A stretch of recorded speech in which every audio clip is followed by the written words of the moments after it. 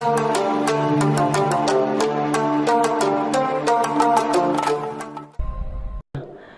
Yang Mulia Kiai Haji Nur Fadilah, waktu dan tempat kami persilahkan dengan segala hormat. Sholli ala Sayyidina Muhammadin.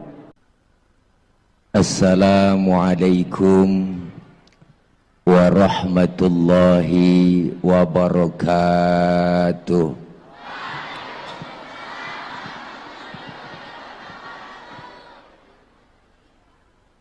Bismillahi walhamdulillah. Alhamdulillahilladzi arsala rasulahu rahmatan lil alamin. Wassalatu wassalamu ala sayyidina Muhammadin wa ala alihi wa sahbihi wa barik ajma'in. Amma ba'du. Faqad qala Allah Ta'ala fi kitabihil karim, a'udzu billahi minasyaitonir rajim. Laqad ja'akum rasulun min anfusikum azizun 'alaihi ma 'anittum harisun 'alaikum bil mu'minina raufur rahim. Sadaqallahul aliyul azim. Hadratil mukarramin, segenap para dewan guru, para asatidzah yang kami muliakan, terkhusus guru kita, murabbi kita, al-mukarram, sahibul fadilah, Ayahanda Kiai Haji Mustafa Mugni MA. Kita doakan beliau senantiasa Allah berikan sehat walafiat. Allah berikan kekuatan, kesabaran dalam membimbing kita, dan ilmu-ilmu beliau manfaat buat kita semua. Segenap rekan-rekan santri Pondok Pesantren Darul Mugni Al-Maliki dan segenap para wali santri yang ada di rumah dan seluruh kru Darul Mugni Official yang insya Allah kumpulnya kita, hadirnya kita hari ini, silaturahim kita baik secara langsung maupun secara online, senantiasa Allah berikan kita limpahan rahmat, taufik dan hidayah. Dan mudah-mudahan kumpul kita hari ini, kumpul kembali nanti di bawah naungan bendera Rasulullah Sallallahu Alaihi Wasallam, dan semua kita kelak mendapatkan syafaatul uzma di yaumil qiyamah. Rekan-rekan santri dan wali santri yang dimuliakan oleh Allah, hari ini saya hadir dan silaturahim di Pondok Pesantren Darul Mugni Al-Maliki ini dalam rangka peringatan Maulid sekaligus pelepasan santri dalam rangka liburan. Ngomongin libur kayaknya udah pada girang semua.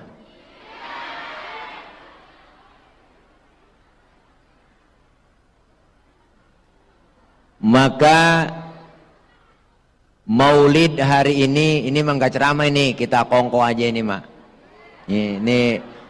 Ini Bang Tile lagi latihan pidato, lagi muhadoroh.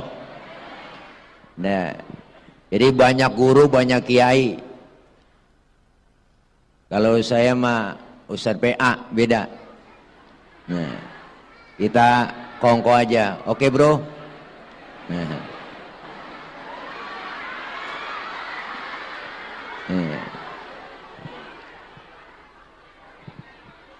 Maka hari ini kita ngomongin maulid.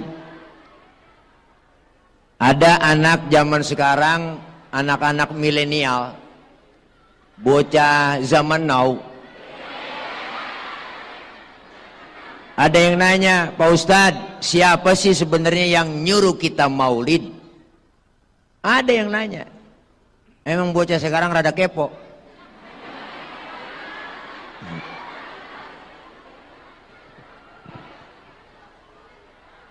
Jadi siapa yang nyuruh kita maulid? Hakikatnya yang nyuruh kita maulid adalah Allah Subhanahu. Mana buktinya? Ayatnya udah jelas, udah hafal semua santri. Laqad kana lakum fi rasulillahi uswatun. Itu kalau bahasa kitanya contoh tuh Nabi. Contoh. Ada yang nanya lagi bocah, Ustaz siapa yang mau contoh? Kan nabinya udah nggak ada. Rasulnya kan udah wafat. Kalau guru kita, Kiai Mustafa, orangnya masih jogrok. Orangnya masih ada, gampang dilihat, gampang dicontoh. Ini nabinya udah nggak ada, Rasulnya udah wafat. Jadi kalau nabinya udah nggak ada, Rasulnya udah wafat, kita disuruh pelajari riwayat sejarah Rasul. Ngapa sih bocah?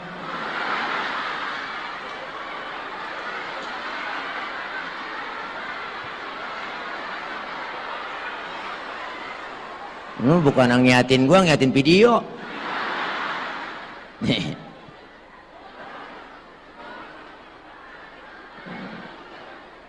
Ini foto lu udah foto ya. Bang. Ya. Sarange.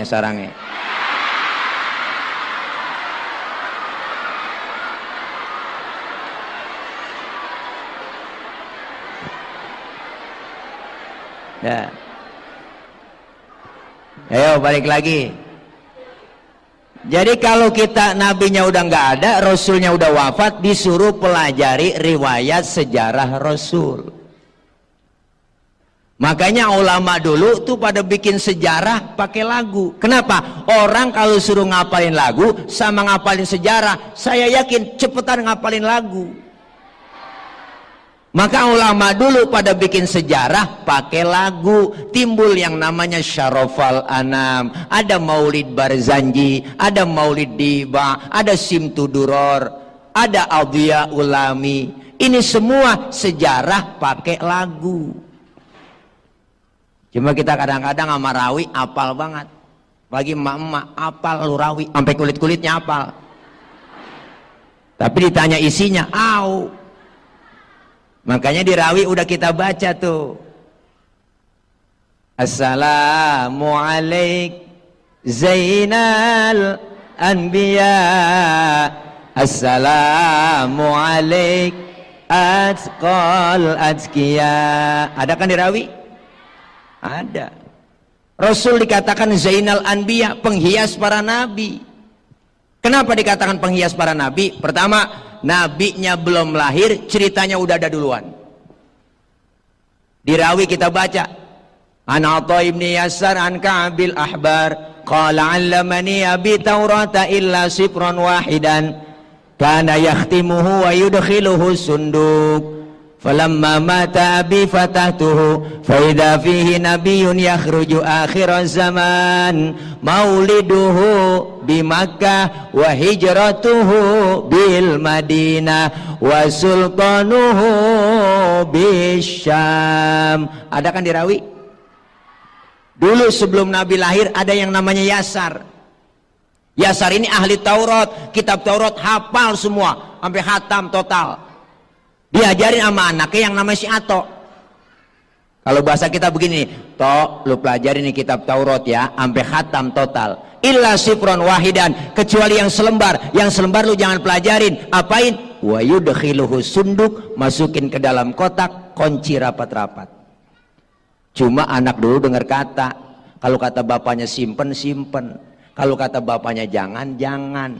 Dulu Bang Tile masih kecil, dipelototin orang tua, takut.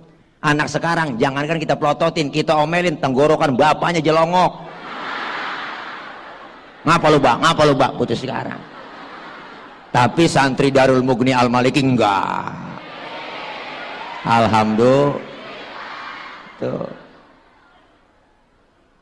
Falamma mata abi fatahtuhu, ketika bapaknya meninggal dunia, kotak dibuka. Ternyata yang selembar itu tertulis bakal datang satu zaman nanti seorang pemimpin besar, lahirnya di kota Makkah, hijrahnya ke kota Madinah. Jauh sebelum Nabi lahir, cerita dengan kenyataan sama, kagak meleset acan-acan. Ngerti acan-acan? Itu bahasa Mandarin. Nih. Zainal Anbiya. Yang kedua, kenapa Rasul dikatakan Zainal Anbiya? Sebelum Nabi lahir dulu ada yang namanya Suad bin Qorib. Suad bin Qorib demen banget ngumpulin jin. Jinnya banyak banget. 3 hari sebelum Nabi lahir, jinnya pada baca sholawat. Suad bin Qorib kaget, waduh jinku stres ini. Siapa yang diselawatin, orangnya nggak ada. Bayangin Nabi mau lahir aja jin pada sholawatan. Makanya kalau ada orang nggak demen maulid, nggak demen sholawat, itu manusia lebih jelek daripada jin. Dia temen agrandong, gak ada ruak, bebegi, kuntilanak, sundel bolong.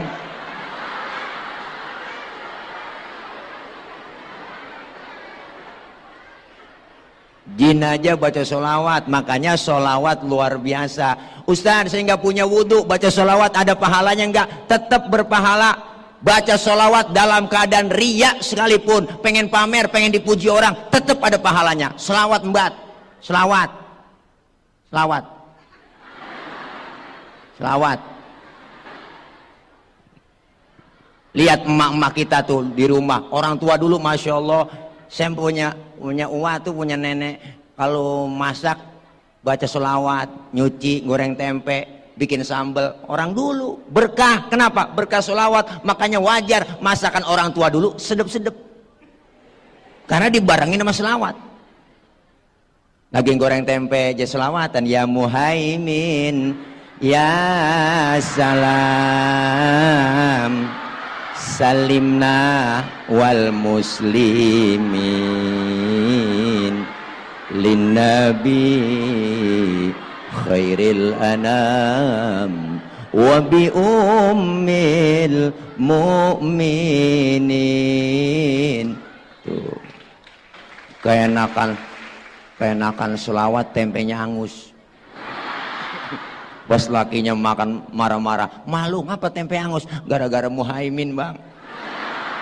Muhaimin orang mana? Bukan nama orang bang, nama selawat. Oh, lu goreng tempe sambil selawatan. Iya nek. Makan mari, gue makan, biarin hitung-hitung makan tempe selawat. Alhamdulillah, enggak jadi ribut. Ini kan sekarang lain, mak sekarang, mak kita masak, nyuci, goreng tempe, baca selawat kagak, nyanyi mulu. Sambil goreng tempe nyanyi dah. Ku menangis, membayangkan betapa kejamnya dirimu atas diriku.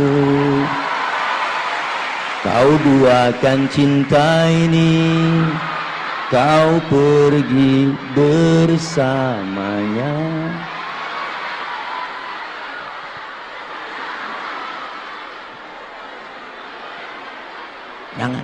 Jangan dihafalin, nyanyi mak, hafal sendiri. Selawat, apalagi santri, kita amalin, baca sholawat, luar biasa, terjun ke masyarakat. Nih kalian masya Allah, ntar ke depannya, siapa tahu kalian yang ada di sini semua nih menjadi ulama besar.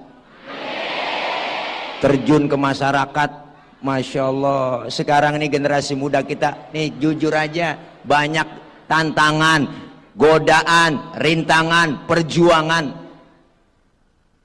Sekarang banyak di mana-mana. Anak-anak muda kita dijajah dengan program-program mereka, orang yang nggak tanggung jawab. 3F untuk menghancurkan generasi muda. Apa itu? Yang pertama, F yang pertama, fashion. Dari pakaian dijajah tanpa sadar. Sekarang ada cewek perempuan pakai celana ketat macet, pakai celana wahai, celana wahai. Hah? Wahai. Kalau Hawaii dari paha ke betis, itu Hawaii, pakainya di pinggir pantai. Tapi kalau wahai dari betis ke atas. Ngatasan lagi hai hai. Ngatasan lagi aduhai. Ngeri. Makanya perempuan cewek disuruhnya kita pakai jilbab yang disuruh. Apa itu jilbab Pak Ustadz? Jilbab itu bukan yang dipakai di kepala neng nih, bukan. Itu namanya kerudung. Yang disebut jilbab itu beda dengan kerudung. Yang namanya jilbab pakaian yang gombrok, yang menutup aurat, yang gak kelihatan bentuk tubuh perempuan. Kalau sekarang ada cewek pakai kudungan cakep tapi pakai kaos ketat, celananya ketat, secara hukum agama masih haram. Makanya hati-hati pakai jilbab.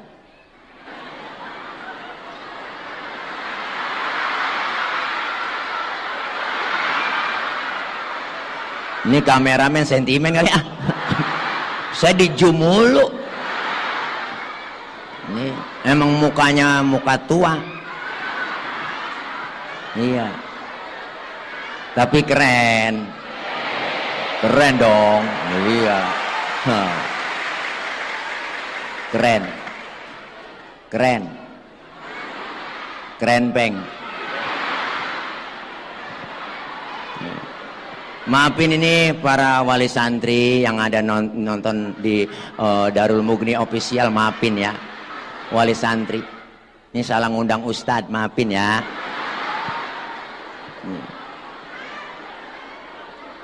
Nih, ayo kalian dijajah, hati-hati bang. Yang anak laki sekarang pergaulannya. Untung kalian di pesantren.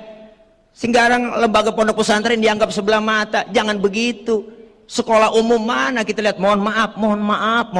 Pelajaran agama sekolah umum cuma 3 jam, 2 jam dalam seminggu. Bagaimana membentuk karakter anak kita berakhlak? Tapi pesantren, majelis taklim, pondok pesantren nggak ada yang namanya tawuran. Kenapa? Dididik dengan akhlaknya, ilmu agamanya mantap, diajarkan mandiri, diajarkan dewasa. Saya belum pernah dengar ada santri pada tawuran. Santri ini tawuran sama santri ono gara-gara berebut bedug, nggak ada.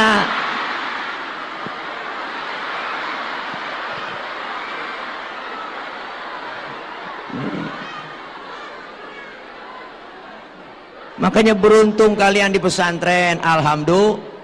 Hari ini kalian susah, payah, ya enggak, capek nuntut ilmu, tidur kurang, makan kurang, semuanya serba kesusahan. Tapi lihat, orang kalau udah biasa susah, ketemu susah, enggak kaget. Bener? Digembleng kita, dilatih dewasa. Kenapa? Kenikmatan gak bisa datang bim salabim abrakadabra. Orang yang berilmu dijaga oleh Allah. Pewaris para nabi ya orang-orang yang berilmu, para alim ulama guru kita. Kalian ini generasi penerus yang akan datang, siap terjun di masyarakat. Masyarakat kita kadang aneh, masya Allah, di kampung rumah masih cakep, musola cakep. Lihat, yang isi aki-aki mulu, kesian. Kadang ustadz cuma 1 di kampung, ngenes. Bayang maghrib ustadz pergi kondangan, kagak ada yang mimpin sembahyang maghrib, main dorong-dorongan dah. Lu aja lu. Jangan gua lu aja lu. Lu aja lu pak. Kata gua lu aja lu. Gua nggak bisa, gua lu aja lu. Akhirnya sampai isya nggak kelar begini lu aja. Main dorong-dorongan sampai isya. Ada anak muda lagi berunding dua-duaan temennya. Lu nanya, bisa lu jadi imam? Bener gua bisa. Gua nggak berani. Kalau gua berani. Cuma kagak bisa. Akhirnya bagi tugas, sekarang begini dah, lu yang berani jadi imam, gue yang bisa di belakang. Kalau lu salah ntar gue benerin. Pede banget yang berani maju, baca Fatihah lancar, baca kuliah keder, kuliah surah Al-Kafirun. Hati-hati kalau nggak biasa baca itu, bisa pergi nggak bisa pulang, tikungannya banyak. Kuliah ayol kafirun la a'budu ma ta'budun wala antum ma'buduna ma a'bud wala na'budu ma battum wala antum ma'buduna ma a'bud wala na'budu ma battum wala antum ma'buduna ma a'bud wala na'budu ma battum wala ana wala antum. Nggak kelar-kelar. Temennya di belakang teriak lakum, baru ingat dikata lakum, jogentak lakum dinukum waladhdallin, ya diamin lagi.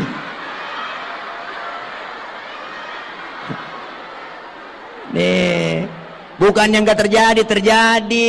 Orang kalau nggak biasa jadi imam disuruh jadi imam lah grogi. Di kampung saya ada begitu guru kiai baca watini nyasar ke wal asri. Enggak biasa jadi imam. Watini wa zaituni wa turi sinina wa hadzal baladil amin. Laqad khalaqnal insana fi ahsani taqwim. Tsumma radadnahu asfala safilina illa alladhina amanu wa 'amilus solihati wa tawassaw bil haqqi wa tawassaw bis sabr. Watini nyasar ke wal asri. Nah kalau ada santri terjun ke masyarakat, ya enggak, anak muda luar biasa yang punya ilmu maju ke depan. Kenapa? Dulu Rasulullah pernah menjadikan Usamah bin Zaid umur 11 tahun dijadikan panglima perang. Sahabat yang lain bertanya, ya Rasul, kenapa Usamah bin Zaid, bocah baru kemarin engkau jadikan panglima perang? Apakah kami yang senior nggak mampu? Apa jawab Rasulullah? Biar ada kaderisasi dalam Islam. Kalau yang tua sudah merasakan muda, yang muda belum ngerasain tua. Tampil anak-anak muda kita. Kalianlah nih santri cikal bakal ulama ke depannya. Alhamdulillah. Jadi pemuda yang agamis, dinamis, kreatif. Jangan jadi pemuda yang alkoholis, ganjais, bekais, morfinis. Ntar terakhir satu, mampuis. Nah, kalau udah mampuis habis dah. Ayo siapkan kita, dijajah dari pakaian. Yang laki sekarang Masya Allah Pak, ibu yang ada di rumah, wali santri, lihat. Kita bersyukur anak-anak kita pondok pesantren masuk ke madrasah, majelis taklim. Pergaulannya di luar, lihat Masya Allah. Yang laki-laki Masya Allah rambutnya merah, persis kena kuah baso.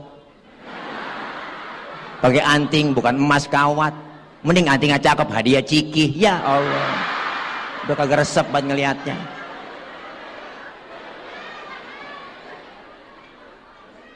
Kalau ngomong sok gaul tuh anak-anak alay. Kalau ngomong sok banget gaul, ngomongnya jelas, matanya melotot, tangannya begini, mulutnya wah, mata melotot, lidahnya keluar. Allah, gue sebenarnya sayang bingit sama Allah.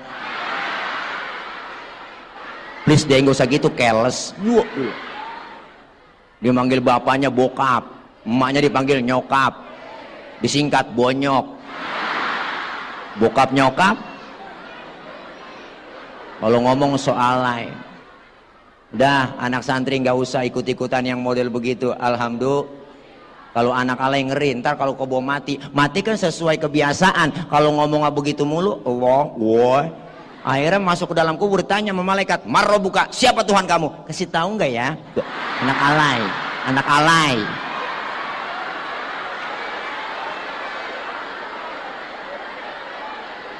Malaikat kesel, waman nabiuka, siapa nabi kamu? Pengen tahu aja, apa tahu banget? Alay. Malaikat kesel, neraka lo, neraka, panas neraka, neraka panas, cius.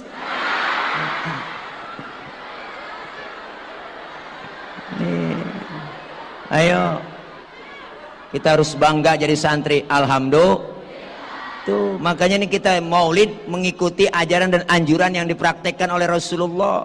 Rasulullah diutus ke muka bumi nyempurnain akhlak. Akhlak kepada siapa? Pertama berakhlak kepada Allah. 13 tahun dakwah Rasulullah di Mekah cuma nanamin iman, nanamin pondasi. Maka kita diajarkan di pondok pesantren ini iman, akidah yang kuat, mantap. Agar apa? Agar kita nanti ke depannya terjun di masyarakat, iman kita mantap, menghadapi apapun kuat. Godaan cobaan luar biasa.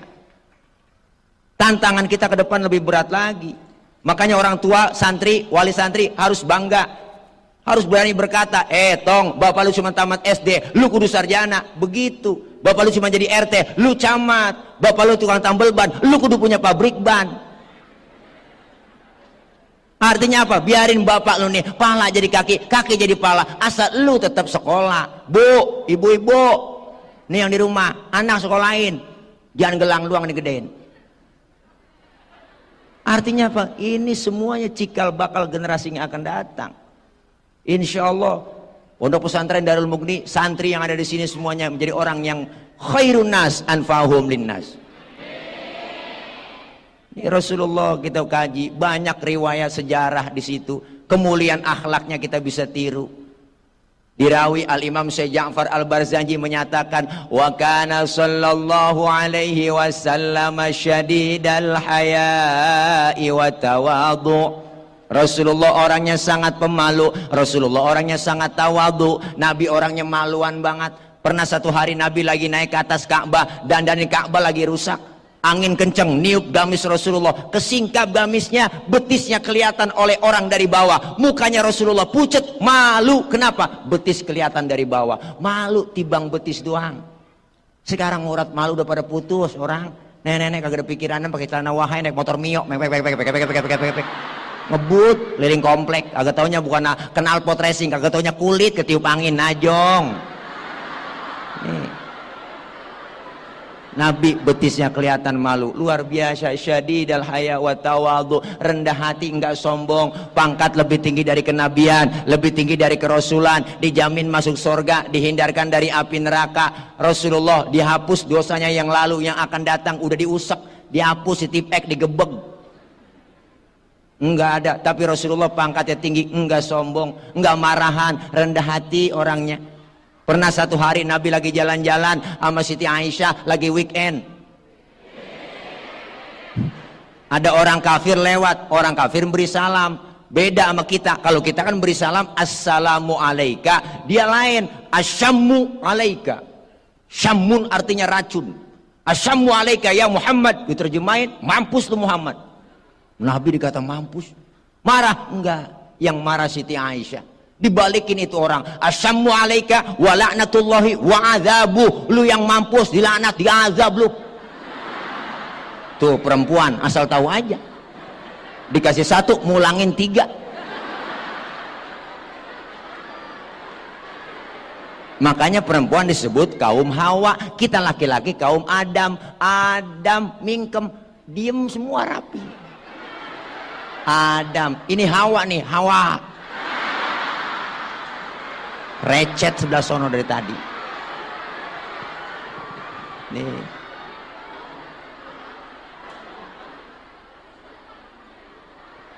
Dibalikin nama Rasulullah. Apa kata Rasulullah? Mahlan mahlan ya Humairah, tenang ya Humairah, jangan begitu. Kalau kita dibalikin, kalau kita berkata begitu, balikin aja wa alaika. Asyamu alaika ya Muhammad wa alaika. Mampus lu Muhammad, lu juga. Begitu artinya. Enggak marahan Nabi mah. Nabi enggak marahan. Nabi enggak marahan. Nabi luar biasa. Lagi ceramah di Taif, tahu sendiri sejarahnya. Lagi ceramah, dilemparin kotoran onta, ditimpukin pakai batu, disambit bukan disambut, berdarah kening Rasulullah yang mulia. Marah? Enggak, yang marah malaikat Jibril. Datang malaikat Jibril ngasih tawaran. Apa kata malaikat Jibril? Muhammad, bagaimana kalau Jabal Uhud gua tibanin buat orang kafir yang nyakitin lu? Masa lu lagi ceramah dikriminalisasi? Begitu kira-kira.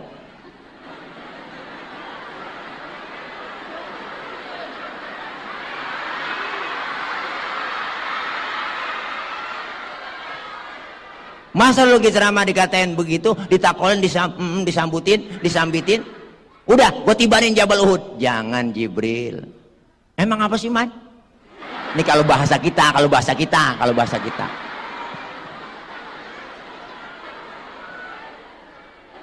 Jangan Jibril, jangan. Saya ini dakwah jangka panjang. Kalau ini orang tuanya, bapaknya, ibunya saya ceramain, enggak ada yang beriman, ntar saya tungguin anaknya. Jibril tambah kesel. Anak bagaimana? Bapak Muhammad. Kalau bapaknya kalong, anak kampret. Bapaknya nyolong, anaknya nyopet. Udah, saya yakin itu anaknya kafir lagi, tibanin aja. Jangan Jibril, kalau anaknya masih enggak beriman juga, saya tungguin cucunya. Nabi sabar banget.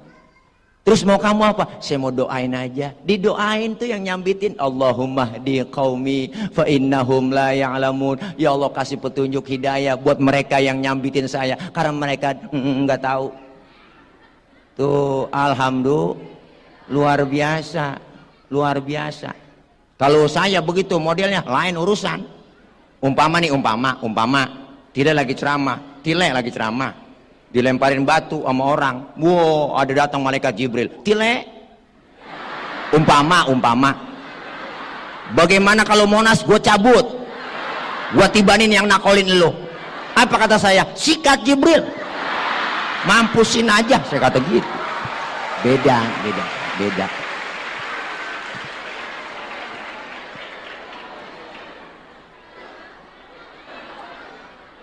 Makanya luar biasa kemuliaan akhlak Nabi. Tuh kita baca di rawi ada semua. Apalagi kemuliaannya diantaranya wa yuhibbul fuqara wal masakin wa yajlisu ma'hum wa ya'udu mardahum. Rasulullah demen sama fakir miskin, duduk bareng sama orang miskin. Nabi sayang sama orang miskin. Makanya Nabi sampai-sampai doanya begini, Allahumma ja'alni miskinan wahsyurni fi zumrati miskinan. Ya Allah, jadikan saya orang miskin, kumpulin bareng nanti di akhirat bersama orang miskin. Ini doa yang nggak pernah kita baca. Pernah baca doa begitu? Emak-emak di rumah pernah baca begitu? Enggak, kita nggak pakai doa begitu, memang udah turunan miskin. Engkong susah, bapak jatuh miskin, anaknya jatuh ke belaksak pisan. Nabi, makanya sampai-sampai Rasulullah nyuruh kita, idza da'athul miskina ajaba. Kalau diundang sama orang miskin, buru-buru datang. Nih buat pelajaran kalian nanti terjun di masyarakat. Apa yang saya pengenin dan saya ingin kasih buat kalian bekal nanti pulang. Jadilah orang yang jangan pengen dihormatin. Tuh, ini salah satu pesan juga, pesan dari guru kita, Syekhuna Kiai Haji Profesor Dr. Kiai Haji Syukron Ma'mun. Apa kata beliau? Jangan minta dihormati. Begitu kata beliau. Hormatilah orang lain. Sebab kenapa? Kalau ada orang minta dihormatin, itu orang kurang terhormat, enggak terhormat. Kenapa? Karena masih minta-minta. Hargailah orang lain, jangan minta dihargai. Sebab orang yang minta dihargai, itu orang yang enggak berharga. Kenapa? Karena masih minta-minta. Makanya kita jangan minta begitu. Nih Nabi luar biasa, demen sama orang miskin. Diundang sama orang miskin, suruh datang buruan, cepet-cepet. Ini kadang-kadang pada terbalik. Diundang orang kaya, teragak-ragag. Ada orang kaya mati, mimpin tahlil gak kelar sampai 1000. La ilaha illallah, la ilaha illallah, la ilaha 1000 aja baca. Giliran yang miskin mati, tahlil 30 biji kelar. La kelar udah. Ya air bang. Ozon ini. Oh, airnya biru bang. Oh, dalamnya putih, air putih, bening banget ini. Enak nih, taruhin cupang hidup ini. Emang lagi musim cupang. Enak minum air putih, kencing kagak berwarna. Hati-hati kebanyakan minum air putih. Air putih itu bisa naikin darah tinggi. Baik-baik. Kemarin saya minta bikinin kopi, dikasih air putih. Bener. Minta kopi, dikasih air putih. Kopi, air putih lagi. Kan gue minta kopi, masa air, kok dikasih air putih lagi. Airnya naik, kopi. Tuh, angkanya air putih bisa naikin darah tinggi.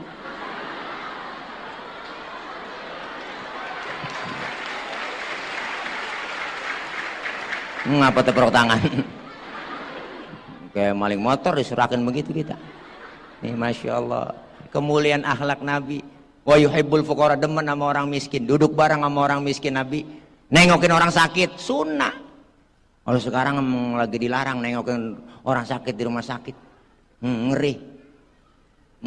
Lockdown, nggak boleh, takut ada COVID dari bulan Maret. Kiai, Masya Allah, ini imbasnya luar biasa, bukan santri doang, dikurung begini sama.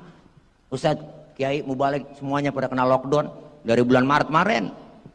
Mudah-mudahan batal semua. Mana mulangin panjer. Sian, udah capek. Masyarakat udah capek, siang malam beritanya TV, corona mulu, corona. Akhirnya kepikiran, stres dia. Pilek-pilek dikit, ya kena ya. Iya, makanya ini naikin imun, kita kumpul zikir, amin. Saya bilang sama bapak-bapak, mama, udah mak, biar naikin imun, cari hiburan, joget-joget nggak apa-apa di rumah. Saya kata gitu, senam nggak apa-apa, orang joget nggak dilarang. Siapa yang larang? Nggak ada, yang nyuruh engkau ngaji oma. Ngaji oma yang nyuruh, joget tidak dilarang, tadi larang, asalkan jarang-jarang. Begitu ada lagunya. Joget memang tak penting, tidak penting, asal jangan sering-sering, kan begitu. Mari kita joget, mari kita joget, mari kita joget, mari kita joget, joget, salahin Haji Oma sono. Alhamdulillah beliau ayah Kiai Haji Roma Irama, ntar malam ada acara juga di tempat beliau, makanya ntar saya dari sana mau ke sana guru. ke tempat raja. Ya, luar biasa itu Ayah Haji Oma. Baru tuh keren. Seniman tapi agamanya kuat. Semua lagu karangannya berdasarkan Quran dan hadis. 1000 lebih lagu dikarang. Luar biasa ya Haji Oma. Inspirasinya cakep, timbul aja. Ada orang buta di pinggir jalan. Nggak diseberangin sama dia. Diliatin orang buta. Diambil pulpen sama kertas, dia bikin lagu. Terangnya dunia tak dapat dipandanginya, indahnya dunia tak dapat dipandanginya, gelap bagi dia, terang bagi orang. Jadi lagu. Hebat ya Joma, cerdas, IQ-nya tinggi. Ada bapak-bapak lagi nyiramin kebun di pinggir jalan, sawah. Dibikinin lagu, nenteng ceret, nenteng ceret, nenteng ceret, nenteng ceret, nenteng ceret, nenteng ceret, cereret, cereret, darah muda, nenteng ceret. Jadi lagu, hebat.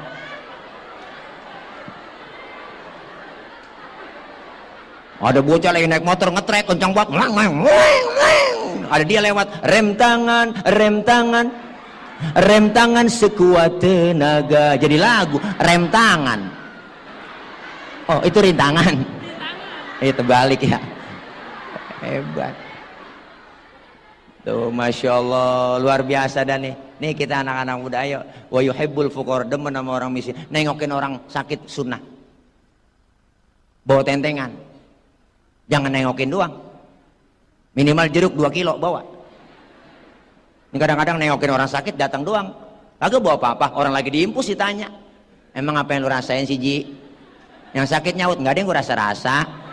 Lah kok begitu? Iyalah lu kemarin ngebawa apa-apa. Kalau lu bawa jeruk kali gue rasa-rasain, ada asemnya, ada manisnya. Emang PA juga. Nengokin orang sakit, sunnah. Alhamdulillah. Apalagi kemuliaannya di situ. Wayamshi ma'al armalah. Rasulullah kalau jalan bareng sama janda-janda tua. Nabi kalau jalan sama janda belakangan, miringin di belakang. Bukan berarti mau ngiat bokongnya janda, bukan. Khawatir kalau nenek-nenek jatuh kelihatan sama Nabi, langsung ditolongin. Begitu tujuannya. Anak muda sekarang kan lain bocah. Jalan bareng sama aki-aki, aki-aki ditinggal. Apa dia kata? Lelet buat aki-aki ya. Akhirnya aki-aki nyemplung aja kagak tahu.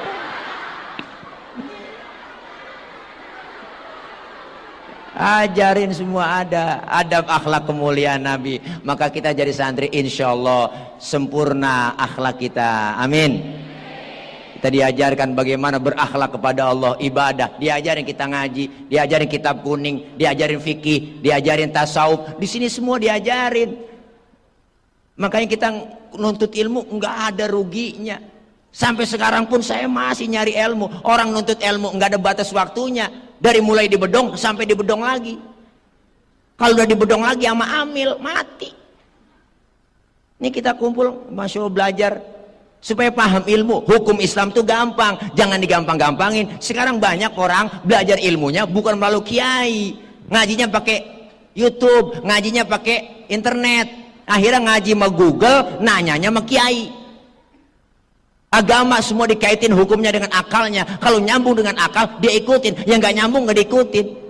Ada bocah nanya, semester 1 kuliah belagu banget, Pak Ustaz saya mau nanya, saya lagi sholat terus kentut, itu kira-kira batal nggak Pak Ustaz? Batal Pak Ul, lu nanya pengetes gua, saya kata gitu. Bukan begitu Ustaz, kalau udah batal saya mau sholat lagi, kira-kira harus wudhu lagi apa enggak? Lah wudhu dong, udah batal terus lagi wudhu saya basuh muka Pak Ustaz, lah basuh. Nanyanya banyak banget. Itu dia inti pertanyaan saya sama Ustadz. Nggak masuk akal Pak Ustadz. Masa yang kentut pantat, yang dibasuh muka? Ada nanya begitu. Saya nggak jawab. Saya balik tanya, lu kalau kentut yang malu muka lu apa pantat lu? Ada. Yang malu muka saya Pak Ustadz. Ya makanya muka lu yang dicebokin. Sesuai banget lu. Hanya ada aja. Akal doang. Makanya kita disuruh belajar langsung sama guru. Fas'alu ahla dzikri in kuntum la ta'lamun. Kalau nggak paham nanya sama ahlinya. Siapa ahlinya? Quran dan hadis. Siapa yang paham Quran hadis? Ya para ulama kita, guru-guru kita, para asatidz. Luar biasa. Nanya akal-akalan. Pak Ustadz, saya ngirim Fatihah buat yang mati. Itu Fatihah saya sampai nggak Pak Ustadz ya? Ada. Saya nggak jawab. Saya balik tanya sama dia, lu ngirim Fatihahnya kapan? Kemarin Ustadz saya kirim. Terus Fatihah yang lu kirim balik pulang apa enggak? Ya enggak lah Pak Ustadz, masa Fatihah balik pulang? Ya kalau nggak balik pulang berarti nyampe. Bener kan? Ya orang dia kirim kagak balik-balik berarti kan nyampe. Kalau nggak percaya mati aja dulu. Ntar gue bacain Fatihah di atas kuburan lu. Kalau nggak nyampe lu miss call. Saya kata gitu. Ini akal-akalan. Kita punya handphone, punya HP, ada paketannya, WA nyampe. Kita punya HP, ada pulsanya, nelpon bisa. Kenapa? Itu handphone bikinan manusia. Apalagi Fatihah yang produknya Allah lebih nyampe lagi. Jaringan Allah lebih luas daripada jaringan Telkomsel, Indosat, XL, apalagi Tri. Ya jarang nyambung. Tri mah nyambung sayur asem, jengkol, dan nyambung.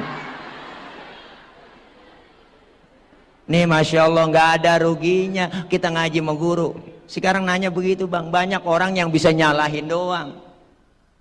Dia doang merasa pinter, merasa bener, yang lain salah. Saya pernah lagi sholat di pengalaman, lagi sholat, selesai sholat ditanya, Pak Ustadz, aja nggak manggil Ustadz, bang, abang tadi saya lihat sholat baca usoli ya, emang kenapa? Baca usoli hukumnya haram itu.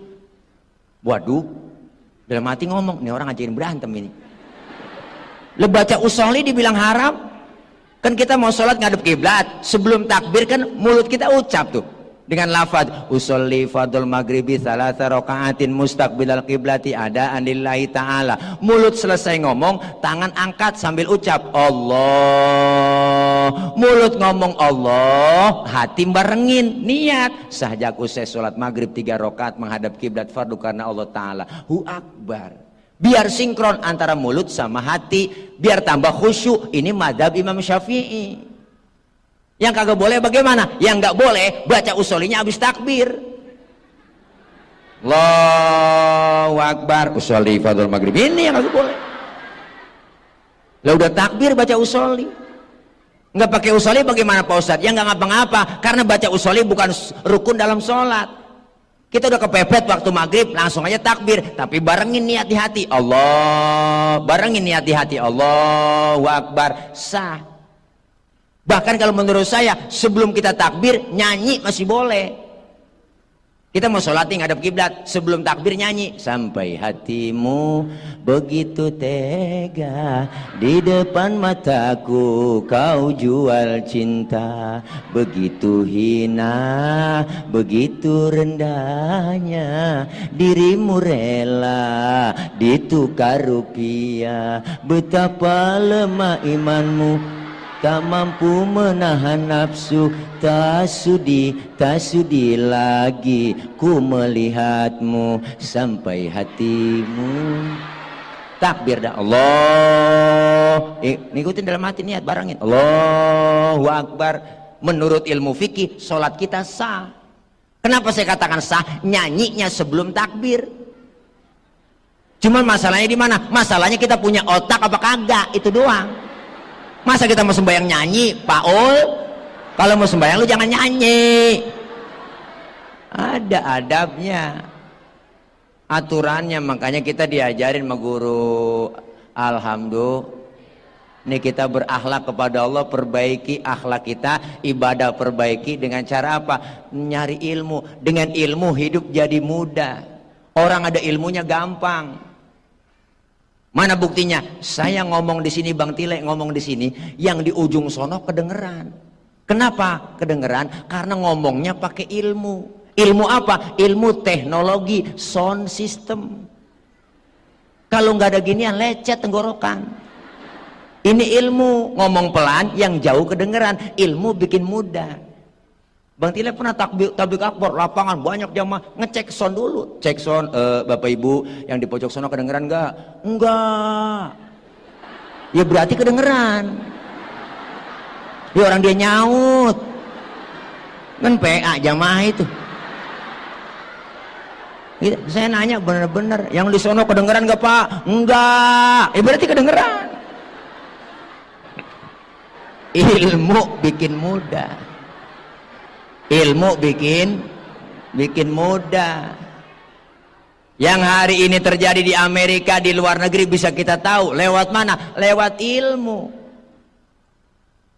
Ilmu bikin kita mudah. Termasuk ibadah, ada ilmunya gampang. Kapan? Saya punya engkong, punya nenek, itu berangkat haji tahun 50, 60, itu berangkat haji naik kapal laut doang, 6 bulan pergi haji, naik kapal laut doang, 6 bulan baru pulang, 6 bulan. Orang udah pada lupa, dia baru pulang. Kan kelamaan. Tapi ada ilmu teknologi, pesawat Jakarta Jeddah 9 jam nyampe. Ilmu bikin mudah. Seni bikin hidup jadi indah. Orang ada seninya nggak kaku hidupnya. Mana? Baca Quran pakai seni. Tadi ada qori, enak. Seni apa? Seni tilawah, indah didengarnya. Ada lagu Nahawan, Bayati, Sika, Jiharka, ada lagu Hijaj, diajarin semua. Bahkan Rasulullah bilang, Zayyinul Quran bi aswatikum, hiasi Quran dengan suaramu yang bagus. Baca Quran pakai seni, enak. Seni tilawah, indah didengarnya. Baca sholawat pakai seni, enak. Seni apa? Seni hadroh. Hadroh artinya menghadirkan. Siapa yang dihadirkan? Rasulullah. Ketika kita ucapkan Tola'al badru alaina, Rasulullah hadir. Itu namanya, kita pakai alatnya namanya hadroh. Kalau anak kecil marawis, yang kendang kecilnya dikit, banyak tuh, bring brek brek bring brek bring brek brek bring brek, tuh marawis. Bring artinya pergi, brek duduk. Bring brek dia pergi dia duduk. Bring brek dia pergi dia duduk. Enggak ada yang main, yang pergi-pergi, yang duduk-duduk. Kalau mama di kampung pakai rebana, ketimpring dia. Rebana, assalamualaikum Zainal Anbiya, assalamualaikum atqal atqiya. Ke pinggir ke tengah nyebur, ke pinggir ke tengah nyebur, ke pinggir ke tengah nyebur. Tuh. Enggak ada yang main, nyebur semua.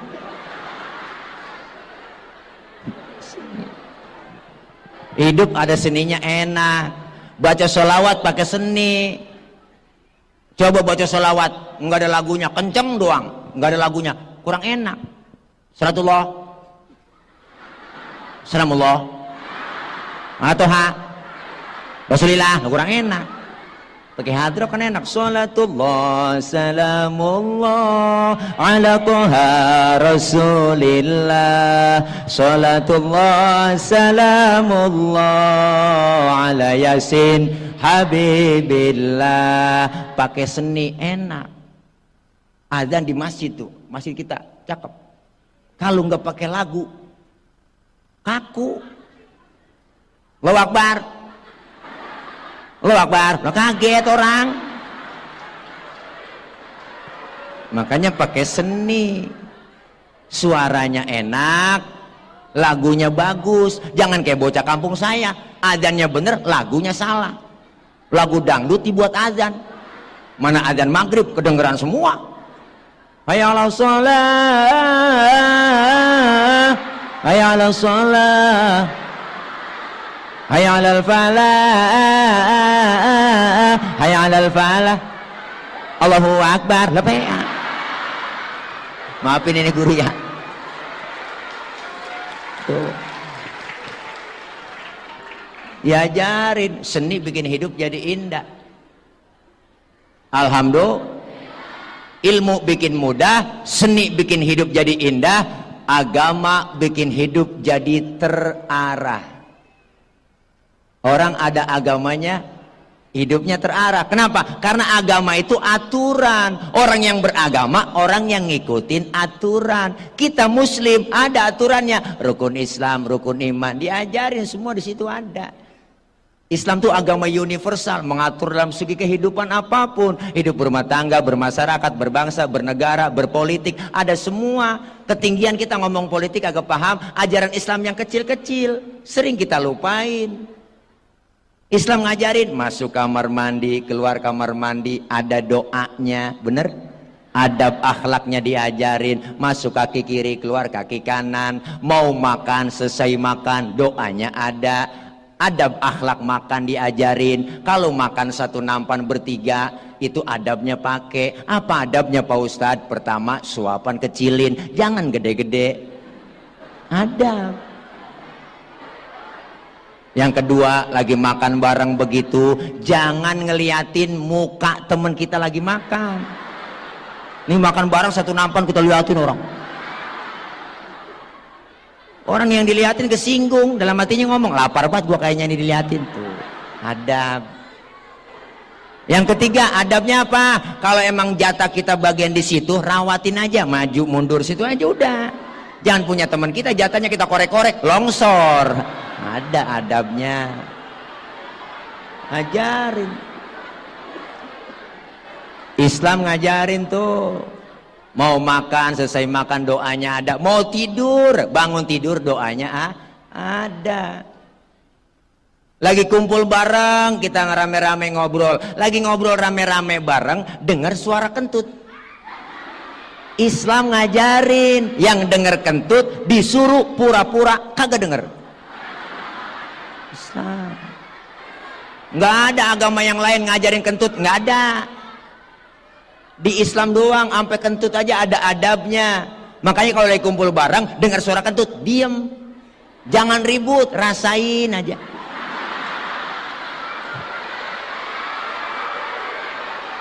Ini kan kadang-kadang kita aneh. Siapa ini kentut? Lu ya, enak aja. Lu kali, nah rame. Udah silent aja, silent dia. Tuh adabnya ada. Sampai bab kentut ada dalam Islam. Di fikih diajarin 4 jenis kentut. Ini bukan jorok. Ada kentut jenisnya suaranya gede, tapi baunya kurang. Menang suara doang. Yang kedua, jenis kentut suaranya nggak ada, baunya luar biasa. Nah, ada. Tahu-tahu udah ngeledek aja bau. Tuh. Yang ketiga, jenis kentut yang keluarnya terpaksa. Udah kita tahan, keluar juga, tiut. Nah, tuh ada, sering rasain tuh. Nih, yang keempat nih yang parah, kentut ekstrim. Suaranya gede, baunya luar biasa. Kok bisa bau Pak Ustadz? Iya dong, karena abis kentut ada yang nyusul. Yang nyusulnya itu yang bikin bau. Maka dalam bahasa Mandarin, bahasa ilmiahnya disebut cepirit. Ah, itu bahasa Mandarin. Ampasnya nyusul. Ngaji. Nah, alhamdulillah, iya kita tahu semua, makanya kita diajarkan. Ini satu bekal buat kita berakhlak kepada Allah, tanamkan ilmu agama agar ibadah kita baik. Yang kedua, kita diajarkan berakhlak kepada sesama. Kita santri jangan mau kalah dengan pendidikan yang lain, benar? Kita semua makhluk sosial, makhluk bermasyarakat. Saling kita beradab dan berakhlak. Diajarkan kita bagaimana akhlak dengan guru, bagaimana akhlak dengan orang tua, bagaimana akhlak dengan sesama kita. Kenapa? Diajarkan di pondok pesantren ini. Kemuliaan akhlak itu ada. Ada orang yang ilmunya hebat, seorang santri luar biasa, otaknya cerdas, ilmunya luar biasa, menghafal sering. Lu pokoknya hasilnya nilainya mumtaz terus, hebat, luar biasa. Tapi satu, ingat, ilmu nyarinya susah. Ilmu nyarinya lebih susah lagi mendapatkan ilmu yang bermanfaat. Al-Maghfurlah Abuya Kiai Haji Ahmad Zayadi, guru saya Allah yarham, pernah pesen tuh. Apa kata beliau? Nanam padi rumput ngikut. Tapi lu tanam rumput, padi bakalan luput. Artinya tanam ilmu agama, dunia ngikut. Nyari ilmu susah, kata Buya. Lebih susah lagi ngamalin ilmu, dapat ilmu yang manfaat. Apa salah satunya supaya manfaat ilmu kita? Lihat, jangan pernah kita songong dengan guru, bener? Jangan pernah kita songong, jangan pernah kita ngelawan sama guru. Luar biasa. Keriduan guru kita mengajar kita, keikhlasannya mengajar kita. Kita pengen dapat ilmu yang manfaat, kalian yang belajar ikhlas, guru yang mengajarkan ikhlas, ikhlas ketemu ikhlas, guru ridho, diakui kita sebagai muridnya, insya Allah manfaat terjun ke masyarakat. Alhamdulillah. Jangan pernah kita merasa hebat dari guru kita, bener? Orang itu jangan merasa hebat, merasa pintar sendiri, hebat sendiri, kaya sendiri, apa ntar mati, berangkat sendiri. Kita semua makhluk sosial. Diajarkan kita, kebersamaan, kekompakan kita buktiin. Saya ngomong begini, kenapa? Karena ada abang-abang, empok-empok yang dengerin. Adik-adik santri, kenapa ngadepnya kemari? Karena ada yang didengerin. Kita ini saling perlu. Bukan berarti penceramah lebih hebat dari jamaahnya, enggak. Walaupun saya ceramah di sini sampai subuh, yang dengerin enggak ada. Kata Marbot, itu Ustadz udah lama begitu, PA saya. Hidup enak adanya orang lain. Inilah kebersamaan. Kita bakal terjun ke masyarakat. Macem-macem pola pikir manusia yang ada di masyarakat kita. Kita sebagai santri terjun di situ menjadi contoh buat kita. Agar apa? Agar dewasa menyikapi perbedaan. Kita ini semuanya beda, tapi kita pengen satu. Alhamdulillah. Hidup diawali dari perbedaan. Lahir ke dunia kita, siapa yang bisa ngelahirin? Emak bapak kita. Emak bapak kita kan beda. Kita lahir melalui perbedaan. Emak bapak beda. Kalau bapak sama bapak enggak jadi anak. Benar? Kalau emak sama emak enggak jadi anak. Semua dilahirkan dengan perbedaan. Lihat, makanya Al-Imam Ghazali pesan buat kita, kun kal yadain wala takun kal udhunain. Kita hidup tuh harus seperti dua tangan. Jangan kayak dua kuping. Ini kuping kanan kiri gak ada yang akur. Kuping kanan ngadep sono, kuping kiri ngadep sono. Nggak akur dia mak. Kuping kanan budek, kiri anteng aja dia mak. Makanya lebaran gak pernah ketemu. Tapi lihat tangan kanan dengan tangan kiri, luar biasa. Kiri gatel, kanan gak pakai diundang, dateng garukin. Nggak mungkin tangan kiri gatel, kanan ngomel, mampus lu garuk sendiri. Enggak. Kanan gatel, kiri nggak pakai dibilangin, datang garukin. Dua-duanya gatel, kompak main garuk-garukan. Hidup kudu begitu.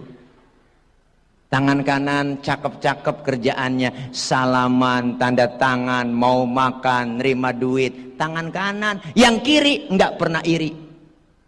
Yang kiri mah sadar. Kata yang kiri, emang tugas gue bagian di belakang. Nggak apa-apa gue mah bagian kobelisasi. Bagian cleaning service, bagian pembersihan gue lakonin dah.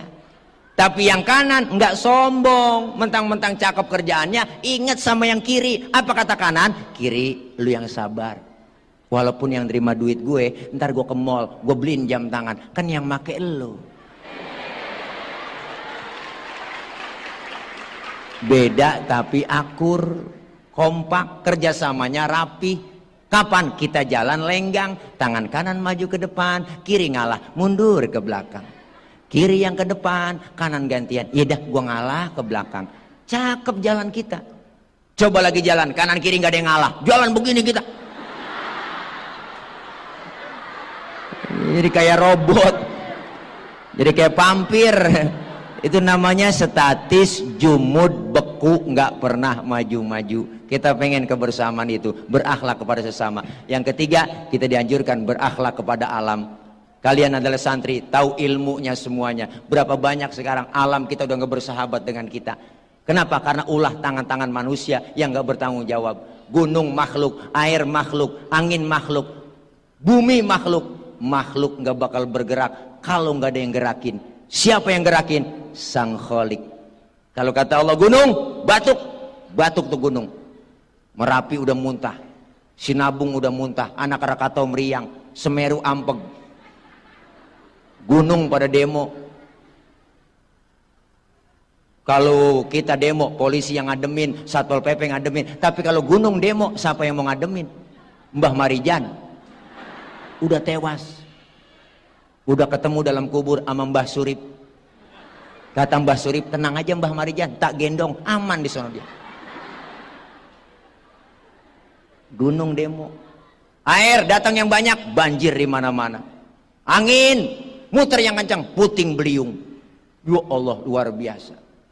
Bumi goyang, goyang bumi. Kebangatan ngecor, ngebor, yang goyang ngebor, ngecor. Jadi goyang lagi bumi, dicor lagi. Makanya kita semua diajarkan berakhlak dengan alam. Insya Allah ini kita jalanin sebagai santri buat bekal. Selesai kita keluar menjadi alumni Pondok Pesantren Darul Mughni Al Maliki ini. Jaga alma mater kalian. Jaga nama baik pondok pesantren kalian.